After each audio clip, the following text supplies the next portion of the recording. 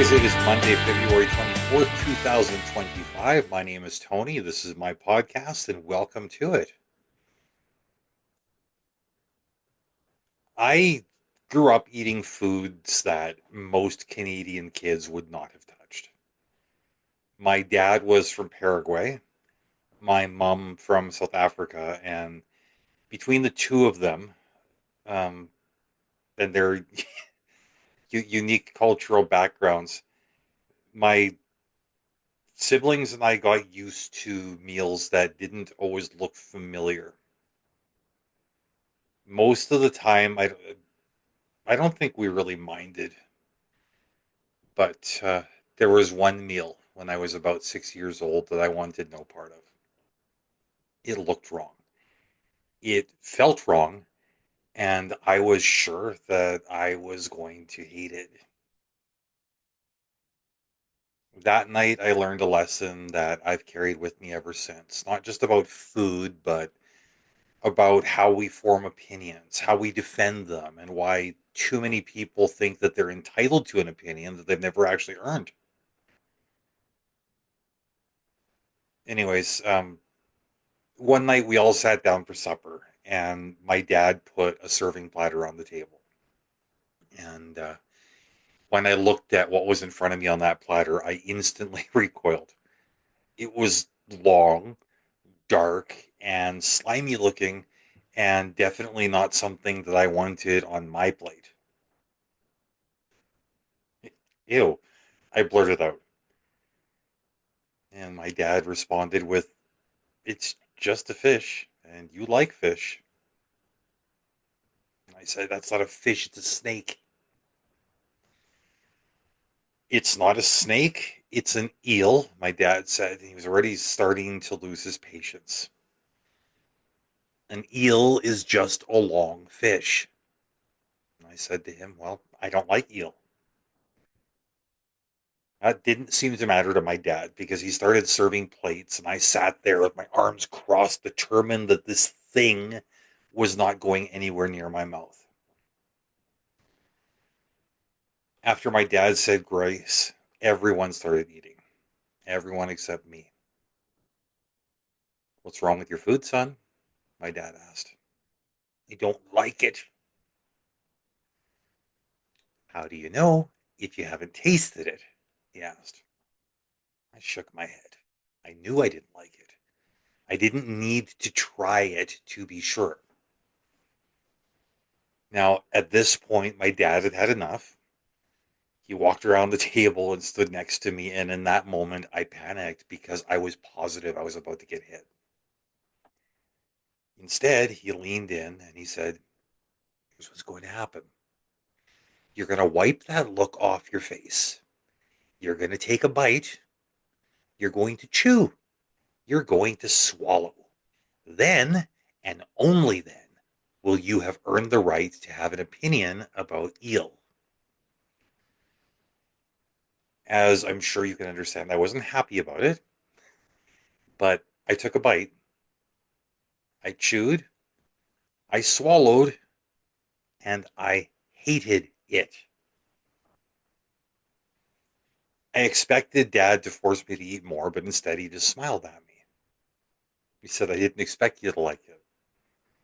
Your mother and I like eel, but we figured you kids wouldn't, so we made burgers for you. We just wanted you to try something difficult so that you could learn an important lesson. And that lesson is that nobody's entitled to an opinion until they know what they're talking about. You thought you hated eel, and I ignored you. Now you know you hate eel, and I can respect that. Don't ever forget this meal." Obviously, that meal wasn't really about the eel. It was about something much bigger, something I didn't fully appreciate until years later. Too often we hear people say, "Everyone's entitled to their own opinion." It's a phrase that gets thrown around as if it makes every perspective equally valid. But my dad didn't believe that, and neither do I. He taught me that an opinion only has value if it's informed. At 6 years old, I was completely convinced that I hated eel. I had never tasted it, I'd never smelled it, never seen it up close before that night, but that didn't stop me from making a loud and confident declaration that it was disgusting. And that's exactly what people do all the time. We see it everywhere. People form strong opinions on topics they've never studied. They argue about ideas they've never examined. They dismiss entire cultures, communities, or perspectives that they've never engaged with. And the saddest thing is they do it with complete certainty. I see it in politics where people repeat slogans and talking points without ever questioning where they came from or whether they're going to hold up under scrutiny.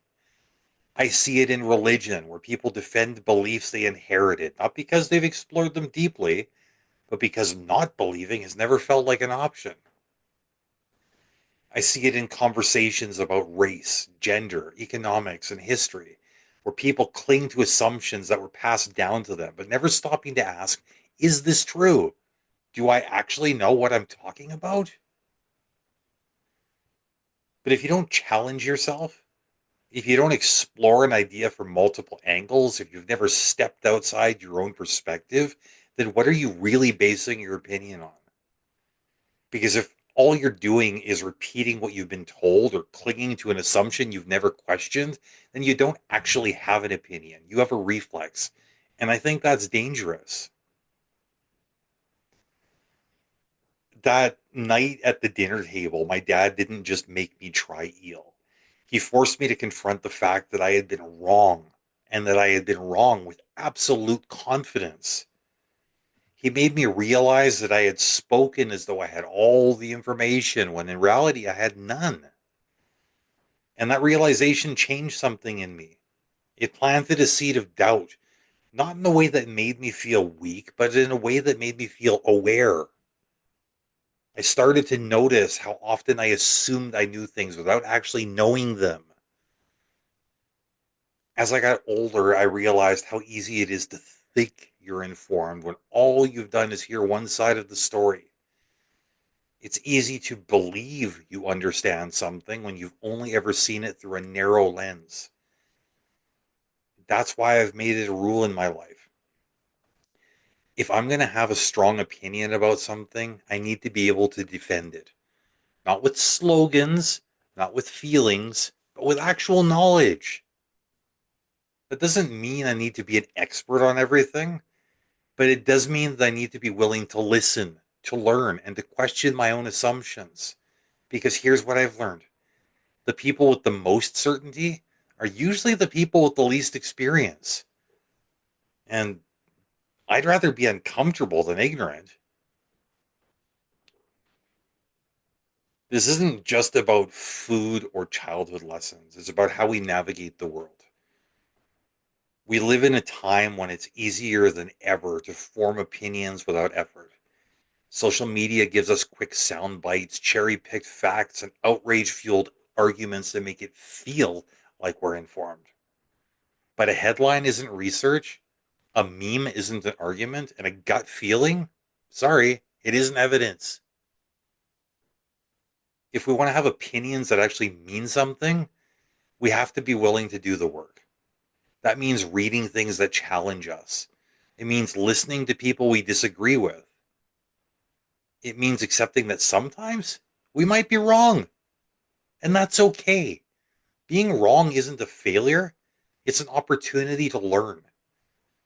So before you decide you hate something, before you argue against something you've never actually looked into, before you dismiss an idea, a person, or an entire way of thinking, ask yourself if you've earned that opinion.